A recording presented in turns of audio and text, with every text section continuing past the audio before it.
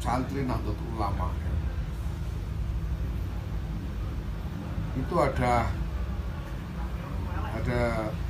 dua hal penting ya. Pertama adalah etos kesantrian itu sendiri. Kesantrian itu etosnya kayak apa? Santri itu etosnya etos apa? Pertama jelas etos intelektual. Tetapi etos intelektual ini tidak terpisah dari etos spiritual. Jadi santri itu adalah orang-orang yang menjalankan pergulatan ilmu secara intelektual, tapi pada saat yang sama juga melakukan pergulatan spiritual untuk mengembangkan kapasitas ruhaniah.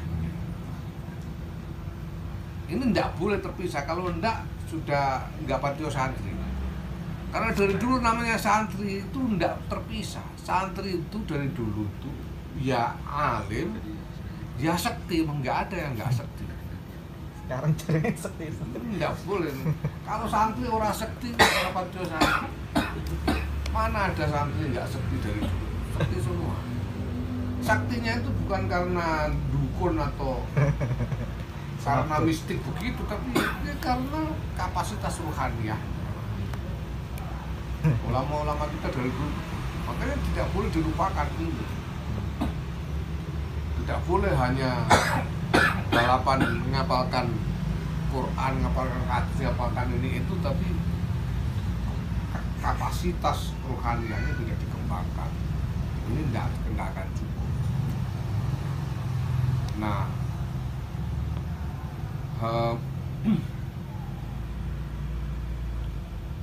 yang ketiga etos yang tadi etos intelektual, etos spiritual, yang ketiga adalah etos pengabdian. Santri itu pasti harus punya cita-cita untuk berkhidmat kepada masyarakat. Tidak ada santri kok belajar supaya gampang cari duit, itu kan nggak ada gitu. Santri itu belajar itu sebenarnya kalau dapat ilmu mudah-mudahan manfaat barokah untuk orang banyak, karena nas anfa'ulinnas. Itu yang pertama ya, soal etos. Nah yang kedua ini soal proses belajar itu sendiri, bahwa di dalam proses belajarnya santri itu harus mampu mendialogkan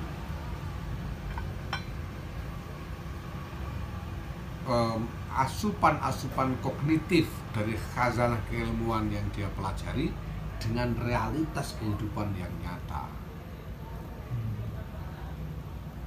Jadi jangan hanya tinggal di antara halaman-halaman kitab dan buku-buku, tapi harus tahu bagaimana kitab ini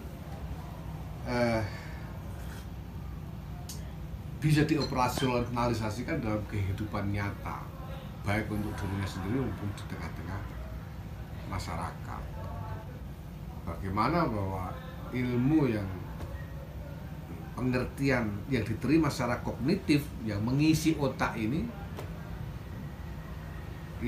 sungguh-sungguh bisa membumi sebagai modal untuk mengikhtiarkan maslahat. Nah, itulah kesantrian yang selama ini ditradisikan oleh para pendahulu kita. Itu sebabnya kiai-kiai kita dulu itu, Kiai Hasyim Asy'ari itu tinggal di tengah-tengah Cukir, Tebuireng yang adalah kampung pusat bajingan dan maksiat, dan Kiai Hasyim nggak pernah kepengen ngebom pabrik gula atau ngebom tempat pelacuran di Tebuireng itu, enggak, karena etosnya adalah transformasi.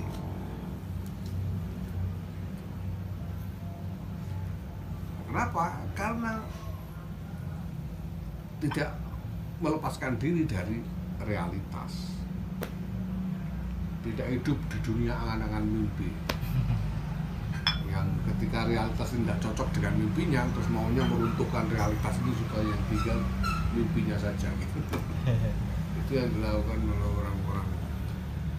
orang-orang yang mabuk agama, tapi tidak memasuki pergulakan yang diperlukan untuk beragama itu.